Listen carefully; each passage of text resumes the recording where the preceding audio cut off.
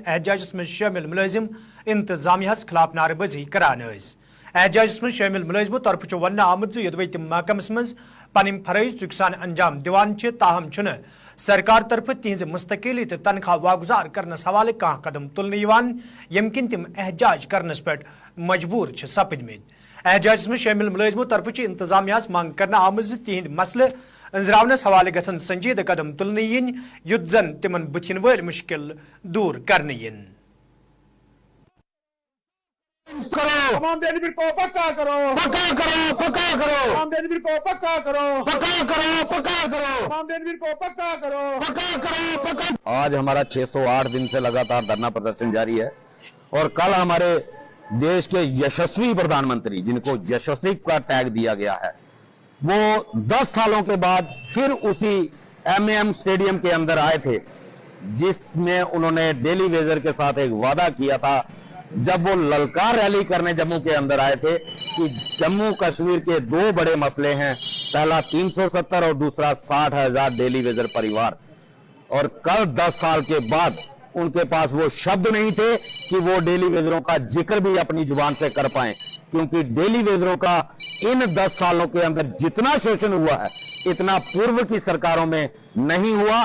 Bharatiya Janata party के लोग हर बात के लिए पूर्व की सरकारों को जिम्मेदार ठहराते हैं, ये पुरानी सरकारों का किया धरा है। लेकिन मैं भारतीय जनता पार्टी के लोगों को एक सवाल आपके चैनल के माध्यम से पूछना चाहता हूं कि जो 17 महीने की पेंडिंग वेजेस जो है, जो 2015 मई से लेकर के 2022 मार्च तक पेंडिंग है, तब सरकार जम्मू कश्मीर के अंदर किसकी थी और केंद्र में किसकी सरकार थी?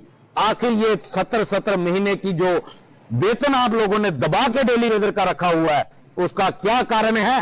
किस वजह से आपने डेली वेजर का वेतन जो है वो दबाया हुआ है? इस बारे में भारतीय जनता पार्टी के लोग और हमारे देश के यशस्वी प्रधानमंत्री जरूर स्पष्टीकरण दें कि आखिर उनको इतनी एलर्जी डेली वेजर के साथ। वीरीत जायबल अनंतनाग के लोगों तरफ आज एहतजाज मुजाहिर करना आमुत यथ दौरान एहतजाजस में शामिल लोग इंसाफ फराहम करने मांग करान। एहतजाजस में शामिल लोगों तरफ वन आमुत जे इंतजामिया तरफ इलाकस में रेलवे लाइन कायम करने के फैसले सत मुकामी लोग तजब्जुब शिकार सपदमित तो यह वजह ज लोग सड़कन पे यनस मजबूर सपदमित। एहतजाजस में शामिल लोगों तरफ इंतजामिया मांग करना आमुत निनामतिस फैसलस पे गई नजरसानी करने युद्ध जन लूकन मज पैदा सपदमत तशवीश दूर करने।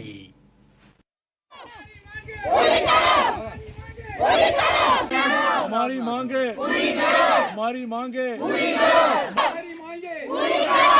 बशीर अहमद है मेरा नाम। एक्चुअली हम ये चाहते हैं कि एलजी साहब से गुजारिश करना चाहते हैं, उनसे रिक्वेस्ट है और डीसी साहब से रिक्वेस्ट है, नितिन गडकरी साहब से रिक्वेस्ट है कि यहाँ पर जो ये महला है जायबल वीरी, यहाँ पर ऑलरेडी 501 नेशनल हाईवे एग्जिस्ट हो चुकी है, उसकी निशानदेही हो गई है, उसकी डिमार्केशन हो गई है। लेकिन इसके साथ साथ इसी साइड में बिल्कुल साथ साथ कि ये जो रेलवे बोल रहे हैं कि मतलब रेलवे की मतलब अभी ये कंफर्म नहीं हुआ है, लेकिन मतलब नेट पे आ रहा है, पूरे वो उस पे आ रहा है, ग्राफ पे आ रहा है।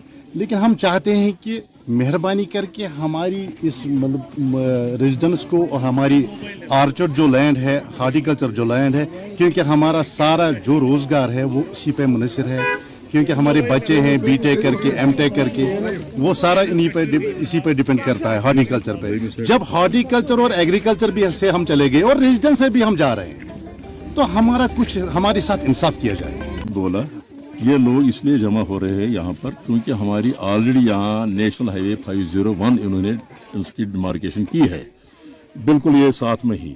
अब तो पता नहीं है, अभी कंफर्म नहीं है, ये बोलते हैं नहीं रेलवे भी इसी के साथ आ रही है, तो इसको भी हम यहाँ से ही लगाएंगे। सर हम ये चाहते हैं कि एक ही गाँव को, एक ही इलाके को दबाव में मत डालिए, इसको दूसरी तरफ डाइवर्ट कीजिए रेलवे को। अगर ऑलरेडी तो आपने ली है लैंड, हमारी जो लैंड हमारे पास थी, अगर कुछ बची भी है अब, वो हमारी इन बच्चों को रोजगार है, उसी पर हम मुनहसर है, हार्टिकल्चर एग्रीकल्चर। रेजिडेंस भी खत्म हो रही है। हम एलजी सरकार से, गवर्नमेंट से गुजारिश करते हैं, डीसी साहब कंसर्न से हम गुजारिश करते हैं, हमने ऑलरेडी डिवकाम से भी लिखा है सर, डीसी साहब को भी गुजारिश की है कि इसको डाइवर्ट किया जाए। इसको एक ही साइड पे मत डालिए, हमारे ऊपर दबाव मत डालिए, हमारे बच्चों को बेरोजगार मत।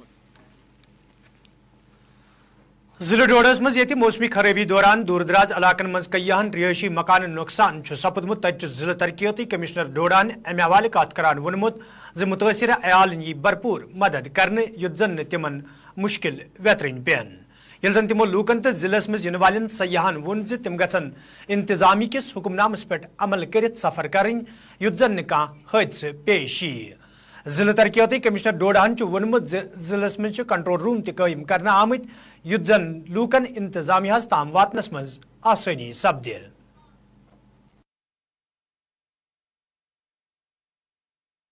देखिए, जैसा आप जानते हैं 3-4 दिन से मूसलाधार बारिश हो रही है और उस वजह से जो हमारी सॉइल की सेचुरेशन बढ़ गई है उससे कहीं कहीं पे हमारे स्लाइड्स भी आए हैं और कहीं कहीं स्ट्रक्चर्स को हैवी डैमेज भी हुआ है। जितने भी स्ट्रक्चर्स हैं ऑलमोस्ट अभी हमारे पास 19 केस रिपोर्ट हुए हैं। हर एक जगह हर एक लोगों से कांटेक्ट कर लिया गया। हमारे जो पटवारी है, लंबरदार हैं, चौकीदार हैं, वो मौके पे उनसे कांटेक्ट में हैं और जो हमारी SDRF की टीम्स है, रेड क्रॉस की टीम्स है, हमारी गाड़ी हमेशा डिस्पैच मोड में है और लोगों को जो भी रिलीफ मटेरियल है, कहीं टेंट्स भी देने की ज़रूरत पड़ती है वो भी हम दे रहे हैं। बट हम प्रेफर कर रहे हैं कि अगर किसी का घर पूरा डैमेज हुआ तो उसे कहीं गवर्नमेंट बिल्डिंग्स में रिहेबिलिटेट किया जाए और उनका ख्याल रखा जाए। देखिए, हाँ बिल्कुल, एक एरिया है गड़सू एरिया जहाँ पे एक घर के गिरने की खबर आई थी, तो हमारी टीम वहाँ गई और पूरी फैमिली को हमने गवर्नमेंट स्कूल में रिहेबिलिटेट किया है। इमीडिएटली वहाँ पे टीम्स को रश कर दिया गया है। जो भी रिहेबिलिटेशन और रिक्रिएशन, जो घर बनाना, उनकी स्टेबिलिटी का इंश्योर करना, वो सब चीज़ों पे काम करवाना शुरू कर दिया है। ऐसे ही जहाँ जहाँ पे जैसे हमारा गंदो एरिया हो गया या हमारा देसे एरिया हो गया, जो अपर रीचेस है, वहाँ से भी बहुत सारी कंप्लेंट्स आई थी, तो वहाँ पे भी हमने एक्शन किया। मेरी आप सबसे एक रिक्वेस्ट रहेगी, देखिए अभी भले बारिश का मौसम खत्म हो रहा है बट क्योंकि अभी जो हमारे स्लोप्स हैं थोड़े से अनस्टेबल हैं, अभी टाइम लगेगा उनको स्टेबलाइज होने में। तो नाजरीन, खबरनामा दीव इजाजत, खुदा सवाल।